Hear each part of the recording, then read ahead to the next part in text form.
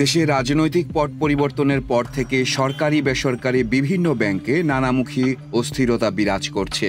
সরকার পতনের পরদিন থেকেই কেন্দ্রীয় ব্যাংকের প্রধান কার্যালয়ে বিক্ষোভ সমাবেশের মধ্য দিয়ে যে অস্থিরতা শুরু তা আর থামেনি, বরং ব্যাংকে ব্যাংকে তা ব্যাপকভাবে ছড়িয়ে পড়েছে। এবার বিএনপিপন্থী দুই গ্রুপের অন্তর্কন্দলে প্রাণ হারালেন মতিঝিল কৃষি ব্যাংকের প্রধান শাখার সাবেক সিবিএ নেতা আব্দুল হালিম মিয়া। তিনি বাংলাদেশ কৃষি ব্যাংক এমপ্লয়িজ ইউনিয়নের সভাপতি ছিলেন। 18 ডিসেম্বর রাত 1:15টার দিকে সহকর্মীরা মুমূর্ষ অবস্থায় ঢাকা মেডিকেল কলেজ হাসপাতালে নিয়ে গেলে তাকে মৃত ঘোষণা করেন চিকিৎসকরা।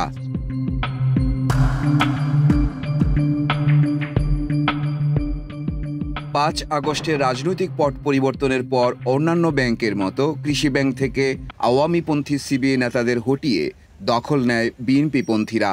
আসন্ন সিবিএ নির্বাচনকে কেন্দ্র করে বিএনপিপন্থীদের মধ্যেও নানা রকমের বিভক্তি সৃষ্টি হয়।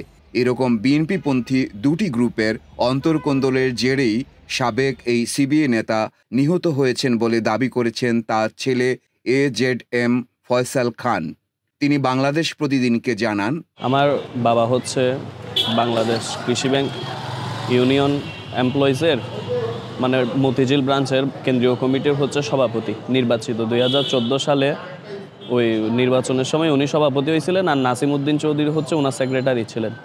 তো 2014 সালের পরে হচ্ছে এই কমিটি আর কখনো বাতিলও হয় নাই, পুনরায় নতুন কোনো কমিটি আর ঘোষণাও হয় নাই। কিন্তু সম্প্রতি 5ই আগস্ট হচ্ছে সরকার পতনের পর আমার আব্বার অধীনস্থ এই ফয়েজ, তারপর হচ্ছে মোহাম্মদ মিরাজ, ওরা নিজেরা মানে নিজেদেরকে স্বঘোষিতভাবে মানে নিজেদেরকে সভাপতি আর সেক্রেটারি দাবি করে বসে আছে। এবং এটা নিয়ে গত কয়েকদিন ধরে মানে দ্বন্দ্ব চলতেছিল। ওরা আমার আব্বাকে আগেও মানে মারধর করার একটা প্ল্যানিং করছিল। তো সেই সম্ভাবনা বুঝতে পেরে আমার আব্বা একটা মানে গত কিছুদিন আগে একটা থানায়, এখানে মতিঝিল থানায় একটা জিডি করছিল। তো গতকালকে আমার আব্বা মানে আমার আব্বা তারপর তার কলিগ ছিল হচ্ছে ওই নাসিম, যিনি সেক্রেটারি নির্বাচিত, তো দুইজনে মিলে মানে চা খাচ্ছিল। তখন হুট করে ওই 10-15 জন সহ এসে ওনাকে মারধর শুরু করে। তো মারধর শুরু করার পরে ওনার মোবাইল ছিল পকেট থেকে, ওনার মোবাইল কেড়ে নিয়ে নেয়। ওনার পাঞ্জাবি ছিল, ওনার পাঞ্জাবি টাকা পয়সা যা ছিল সবগুলা নিয়ে নেয়। পরবর্তীতে ওনাকে অফিসে নিয়ে যায়। ওইখানেও আমরা ভিডিওটা দেখছিলাম যে ওইখানে মাথা ঘুরাই পড়ে গেছে, কিন্তু আসলে ওর মধ্যে ভিডিওটা কিন্তু কাটিং করা।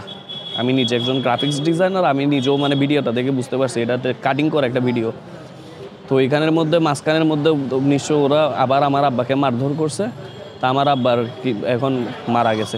নিহতের সহকর্মী ও ইউনিয়নের সাধারণ সম্পাদক নাসিম উদ্দিন চৌধুরী বাংলাদেশ প্রতিদিনকে জানান, গতকাল রাতে বিমানের উত্তর পাশে গলিতে চায়ের দোকানে আমি এবং মৃত মোহাম্মদ আব্দুল হালিম সভাপতি, আমি সেক্রেটারি, সাথে একজন কর্মকর্তা আবুল কালাম আজাদ নামে আমরা 3 জন বসে চা খাচ্ছি। এরই মধ্যে 8-10 জন লোক এসে অতর্কিত হামলা চালায়। এর মধ্যে ফয়েজ, মিরাজ, শাহেদ ড্রাইভার, সাইফুল ড্রাইভার, গং 10 থেকে 15 জন এসে অতর্কিত হামলা চালায়। এটা মামলার বিরুদ্ধে জেরে যে বিশ্রী বক্তব্য পেশ করে বলতেছে মামলা করতেছ কেন, তোর এত বড় সাহস, মামলা দিয়ে এনে সভাপতি হতে চাস, আমরা সভাপতি সেক্রেটারি আমরা করতে চাস।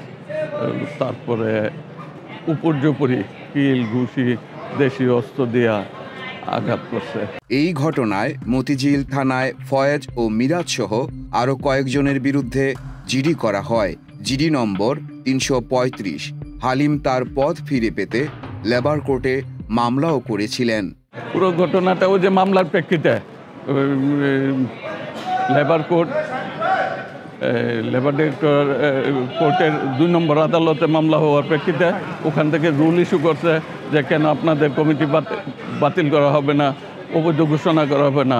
এই প্রেক্ষিতে তারা ক্ষুব্ধ এবং এটা আগামী 19 তারিখ আদালতে জবানবন্দি দেওয়ার জন্য ডাকা হয়েছে। ওরা যাবে। ওরা ছিল মূলত আমাদের কমিটিরই। 2014 সালে যে নজরুল ইসলাম খান কর্তৃক যে কমিটি দেওয়া হয়েছে শ্রমিক দল অন্তর্ভুক্ত সংগঠনে। হত্যাকারীদের সুষ্ঠু বিচারের আওতায় আনার জন্য দাবি জানিয়েছেন নিহত আব্দুল হালিম মিয়ার ছেলে। তাই আমার আব্বাকে যারা হত্যা করছে তাদের একটা সুষ্ঠু বিচার হবে। বাংলাদেশে এখন বাংলাদেশ যেহেতু এত বছর পর স্বাধীনতা যেহেতু ফিরে পাইছে, নিশ্চয় আমি আমার আব্বার সুষ্ঠু বিচারটা দেখতে চাই। এটাই আমার শেষ চাওয়া ছেলে হিসেবে।